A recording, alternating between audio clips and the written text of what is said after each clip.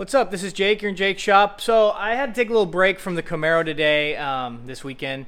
Driving my truck, just going to grab some gravel for the driveway, and sure enough, it dies. You know, I bought this truck about a year and a half ago.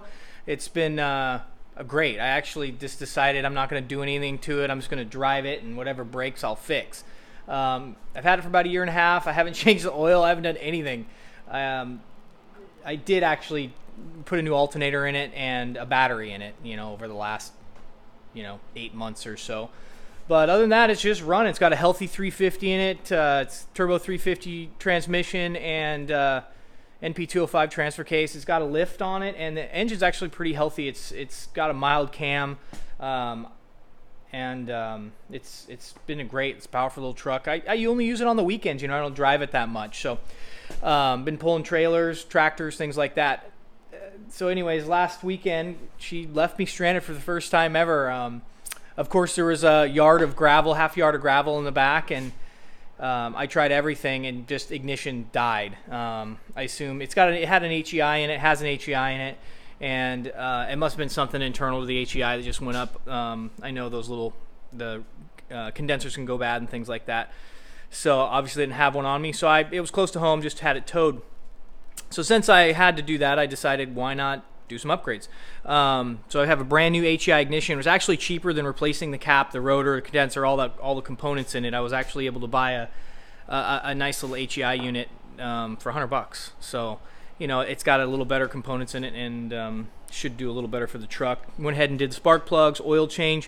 Of course, really interesting. The fun part about doing anything is you always find more stuff that's wrong, and I pulled the dipstick out, checked the oil, and had looked at it. The dipstick looked funny when I initially looked at it, and I didn't really take a closer look. And of course, the dipstick was sheared off. So I don't know if you're going to be able to see that or not, but it's just like sheared off, and it's got all these rubbings and things on it. Some cheap chrome dipstick that was in there. So I got a little paranoid when I saw that, thinking there's pieces of metal in the oil pan potentially. So now I get to pull the oil pan. Spent all last night doing that, and a little bit this morning. I had to loosen the engine and jack it up out of the way to get the oil pan to cross through the cross member and pull it out.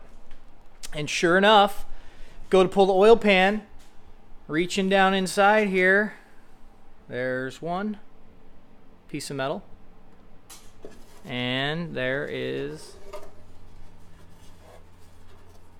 I found the second one point. There's a second one. Oh, there it is.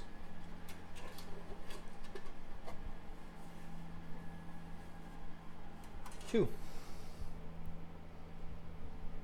Just dipstick, just sheared off. I don't know why anyone would have left that in there knowing that was in there. Luckily, it never got sucked up inside the bottom of the crank and destroyed everything. Everything looks beautiful under there. Once the oil pan's off, you can see up inside the cylinder walls, and they look gorgeous. Everything looks really clean. So the engine probably didn't have much more than 20,000 miles on it, or less, since it had been rebuilt. And like I said, someone beefed it up a little bit. It's got a nice crank in it. So yeah, I get to go tear this apart, clean up this old oil pan, and put it back in. Cool thing I found, with today's technology, they're making some cool gaskets. I haven't used one of these on an old Chevy before. I'm still going to do RVT in the corners, where the back of the hump comes around in the back of those corners. But it's a nice unit. It came with bolts. It came with, that's the RVT I bought, but these are special keepers that actually, you can put those in, and then you can put the oil pan and gasket up, and it kind of holds it into place temporarily while you put the other bolts in.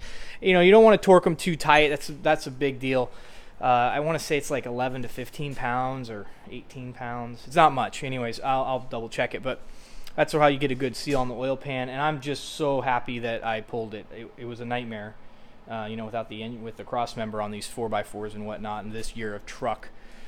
So yeah, I might take some video. I'm going to put a new ignition in it. That's really pretty easy, but just make sure it's clocked the same way, timed right, and then I'll have to time it when it's done. But we'll see. I may or may not post this video. We'll just see how it turns out. Thanks.